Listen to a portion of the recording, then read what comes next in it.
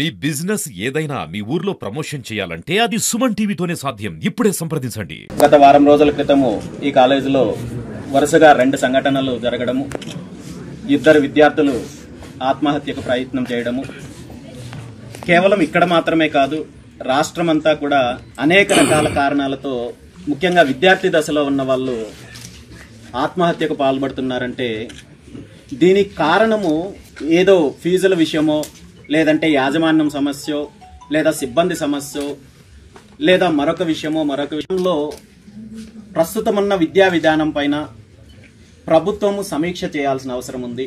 రాష్ట్రంలో జరుగుతున్న సంఘటనలపైన ఒక ప్రత్యేక కమిషన్ ఏర్పాటు చేసి విద్యార్థుల యొక్క మనోభావాలకు అనుకూలంగా మార్పులు చేర్పులు తీసుకురావాల్సిన అవసరం ఉంది. దాంతోపాటు విద్యార్థులకు కేవలము వాళ్ళకు సంబంధించిన సబ్జెక్టును బోధించడమే కాకుండా వ్యక్తిత్వ వికాస కార్యక్రమాలు, ట్రైనింగ్స్ లాంటివి, స్పోర్ట్స్ లో యాక్టివిటీస్ పెంచడం లాంటివి చేయడం ద్వారా ఇలాంటి దురదృష్టకరమైన సంఘటనలు జరగకుండా ఉంటుంది అనేది నా అభిప్రాయము.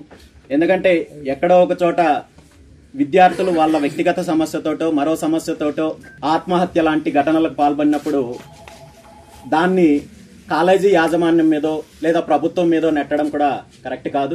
అలా చేసినప్పుడు ముఖ్యంగా వాళ్ళు అలాంటి నిర్ణయం తీసుకునే ముందు ఆలోచించాల్సింది ఏంటంటే వాళ్ళ మీద ఆధారపడ్డ వాళ్ళ కుటుంబము, వాళ్ళ తల్లిదండ్రులు, వాళ్ళు చేసేది మొట్టమొదట అన్యాయం చేసేది వాళ్ళ తల్లిదండ్రులకు అనే విషయాన్ని వాళ్ళు గుర్తించినట్టయితే ఇంత దూరము ఇలాంటి నిర్ణయాలు తీసుకోకుండా ఉంటారు.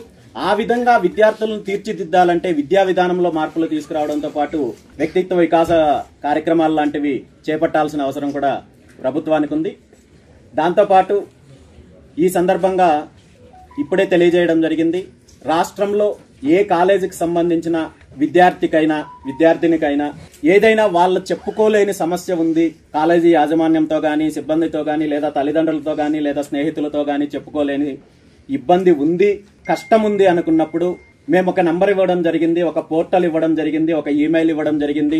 మా టీంని కాంటాక్ట్ చేసినట్టయితే 24 గంటల్లో ఆ సమస్యకు పరిష్కారం తీసుకొని వచ్చి మీకున్న ఇబ్బందిని తొలగించే కార్యక్రమం కూడా చేస్తామని చెప్పి తెలియజేయడం జరిగింది.